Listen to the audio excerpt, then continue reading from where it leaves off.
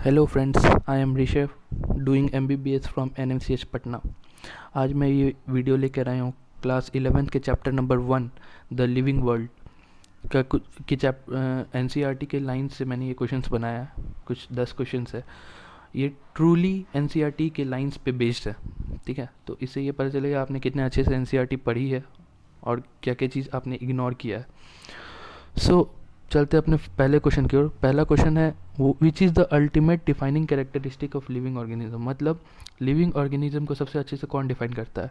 Options are reproduction, metabolism, consciousness and none of the above. ये 4 option है आपके पास। इसमें से सही आंसर होगा B metabolism. Sorry, B metabolism. ऐसा क्यों? रिप्रोडक्शन जो होता है, बहुत सारे लिविंग ऑर्गेनिज्म स्टेराइल होते हैं तो वो दे कैन नॉट रिप्रोड्यूस, तो ये ऑप्शन गलत हो जाएगा। सी कॉन्शियसनेस। कॉन्शियसनेस में क्या होता है, बहुत सारे कोमाटोज पेशेंट जो होते हैं, जो लोग पेशेंट कोमा में होते हैं वो अनकॉन्शियस होते हैं, उनमें सेंसेशन नहीं होता है, उनको नहीं पता होता है कि उनके आसपास क्या चल रहा है। सो ये ऑप्शन भी गलत हो जाता है। और बी मेटाबॉलिज्म। मेटाबॉलिज्म एक ऐसा है फीचर जो विदाउट एनी एक्सेप्शन डिफाइन करता है लिविंग ऑर्गेनिज्म को। So the correct answer is B. अब बढ़ते हैं अगले क्वेश्चन की ओर, जो है properties of tissue arises from, मतलब कि टिश्यू के जो प्रॉपर्टीज है वो कहाँ से आते हैं। A constituent cells, option B interaction among non constituent cells, option C non constituent cells and option D interaction among constituent cells. Constituent cells क्या होता है? वो सेल्स होते हैं जो उस टिश्यू को बनाए होते हैं, मिलकर उस टिश्यू को बनाए होते हैं। तो इसमें करेक्ट आंसर होगा इंटरेक्शन एमोंग कॉन्स्टिट्यूएंट सेल्स, मतलब ऑप्शन नंबर डी। अब ऐसा क्यों? देखिए, बहुत सारे लोग यहाँ पे क्या करते हैं, स्टूडेंट्स की तेज़ी तेज़ी पर जल्दी जल्दी के चक्कर में बी डाल देंगे कि अरे interaction among non constituent cells, क्योंकि NCERT में वो नहीं समझ पाते कि यहाँ पे एक वर्ड है नॉन कॉन्स्टिट्यूएंट सेल्स, मतलब वैसे सेल्स जो उस टिश्यू को नहीं बनाया। तो ऑब्वियसली जो उस टिश्यू को नहीं बनाया वो कैसे उसके प्रॉपर्टीज़ को डिफाइन करेंगे, कैसे उसके प्रॉपर्टीज़ बनाएंगे? ऐसा तो होगा नहीं। उनकी इंटरेक्शन से उनका प्रॉपर्टीज़ कहाँ से आएगा? वो इंटरेक्ट ही नहीं करेंगे आपस में, क्योंकि वो नॉन कॉन्स्टिट्यूएंट सेल्स। तो option D is the correct, interaction among constituent cells. अब चलते हैं थर्ड क्वेश्चन की ओर। What are the basic processes of taxonomy.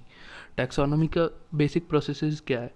तो ऑप्शंस है characterization, identification, classification and all of the above. तो ऑब्वियसली इसका सही आंसर होगा ऑल ऑफ द अबव। इसमें मैंने एक नहीं ऑप्शन डाला है, वो है नॉमेनक्लेचर, जो कि बेसिक प्रोसेस ऑफ टैक्सोनॉमी होता है।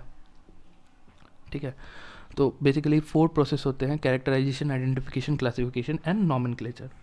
ठीक है, अब चलते हैं अगले क्वेश्चन की ओर। The earliest classification was based on. अगर आपने NCERT अच्छे से पढ़ी है तो आपको पता होगा इसका सही आंसर क्या है। Options are identification of various organism, uses of various organism, classification of various organism and characters of various organism. तो इसका ट्रू आंसर होगा, मतलब करेक्ट आंसर होगा option B, uses of various organism. अब चलते हैं अगले क्वेश्चन की ओर। Question number 5, category denotes what, मतलब कैटेगरी क्या डिनोट करता है। तो कैटेगरी यहाँ पे NCERT की लाइन है, कैटेगरी डिनोट्स। अच्छा, पहले आंसर ऑप्शन देखते। Option A group, option B taxa, option C nomenclature, option D none of the above. तो इसका करेक्ट आंसर होने जा रहा है टैक्सा। अब कैसे भाई? NCERT में तो लाइन लिखी हुई है कैटेगरी डिनोट्स रैंक, तो यहाँ टैक्सा आंसर कैसे हो गया? क्योंकि रैंक आप अच्छे से NCERT पढ़िएगा तो उसमें दिया हुआ है रैंक को दूसरा नाम टैक्सॉन दिया गया है, जिसका प्लूरल फॉर्म होता है टैक्सा। सो रैंक और टैक्सॉन या टैक्सा सेम चीज़ें, अलग नहीं है। अब बढ़ते हैं अगले क्वेश्चन पे। Question number 6, as we go higher from species to kingdom the number of common characteristic goes on increasing, decreasing, may increase और डिक्रीज और नॉन ऑफ द अबव। तो इसका सही आंसर होगा बी, डिक्रीजिंग। ऐसा देखिए, एक होता है रटने वाला चीज़ और एक होता है समझने वाला चीज़। तो जो रट्टा मारने वाले लोग होते हैं वो तो रट लेते हैं कि डिक्रीजिंग होगा भाई, लेकिन कैसे डिक्रीजिंग होगा, क्यों घटेगा? तो जब हम लोग किंगडम से स्पीसीज पे जाते हैं, ऊपर से नीचे आते हैं, तो हम लोग किसी भी ऑर्गेनिज्म को लेके मोर स्पेसिफिक होते हैं, उसको लेकर बहुत ज़्यादा स्पेसिफिक होते हैं। तो अगर ज़्यादा स्पेसिफिक होना है तो कॉमन कैरेक्टरिस्टिक को बढ़ाना होगा, मतलब उसके कैरेक्टर्स को और बढ़ाएंगे तब जाके उसके बारे में स्पेसिफिक होंगे। ऐसा कब होता है? जब हम लोग किंगडम से स्पीसीज आते हैं। अब यहाँ पे दिया गया है स्पीसीज टू किंगडम, मतलब स्पीसीज से अगर किंगडम पे जा रहे हैं तो हम ऑब्वियस सा बात है उसका ठीक उल्टा करेंगे, मतलब कॉमन कैरेक्टर्स घटाएंगे, तो यहाँ पे डिक्रीजिंग होगा।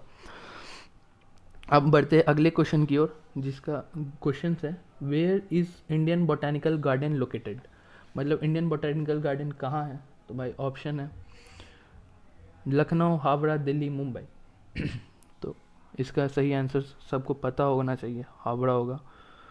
अब बढ़ते हैं अगले क्वेश्चन की ओर। Each statement in the key is called. हर एक स्टेटमेंट इन द की मतलब की के स्टेटमेंट, हर एक स्टेटमेंट को क्या कहते हैं? फ्लोरा, फाउना, लीड या मोनोग्राफ। सो इसका सही आंसर होगा lead. Question number 9, if you want the information of one taxon what will you consider. मतलब अगर तुम्हें किसी एक टैक्सॉन के बारे में इंफॉर्मेशन चाहिए तो तुम किस चीज़ को कंसिडर करोगे? फ्लोरा को, मैनुअल को, मोनोग्राफ को या कैटलॉग को? तो ऑब्वियसली है यहाँ पे एक टैक्सॉन के बारे में इंफॉर्मेशन चाहिए तो हम लोग किस पे जाएंगे? मोनोग्राफ पे। यहाँ पे याद, इसको इन चारों को याद करने का एक तरीका होता है। फ्लोरा तो जानते हैं, फ्लोरा एंड फाउना मतलब प्लांट एंड एनिमल्स। तो ऑब्वियसली फ्लोरा हमें प्लांट्स के बारे में, किसी भी एरिया में प्लांट के डिस्ट्रीब्यूशन के बारे में इंफॉर्मेशन देगा। अब देखिए तुमको वन टैक्सॉन मतलब एक टैक्सॉन के चाहिए। वन मतलब मोनो मतलब क्या होता है? वन। एक टैक्सॉन के बारे में इंफॉर्मेशन चाहिए तो हम लोग किस पे जाएंगे? मोनोग्राफ। अब मैनुअल क्या करता है?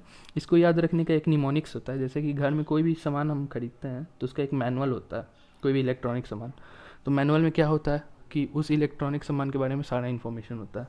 जस्ट लाइक यहाँ पे मैनुअल का वही होगा कि किसी भी स्पीसीज़ के बारे में अगर आपको जानना है तो उसका पूरा इन्फॉर्मेशन उसमें, उस मैनुअल्स में रहेगा, ताकि आप उस स्पीसीज़ को अच्छे से समझ पाएँ।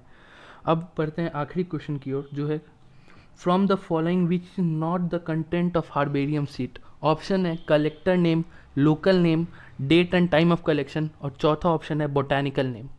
तो इसका सही आंसर होगा date and time of collection.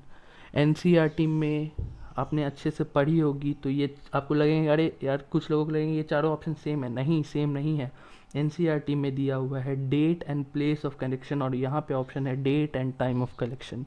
So this is different. Time of collection herbarium sheet पे नहीं होता है, date and place of collection होता है। This is all about living world. तो आज के लिए बस इतना ही। अगर आपको वीडियो पसंद आया हो तो मेरे चैनल को सब्सक्राइब करें और इस वीडियो को लाइक करें और ज़्यादा से ज़्यादा शेयर करें। तो आज के लिए बस इतना ही। बाय।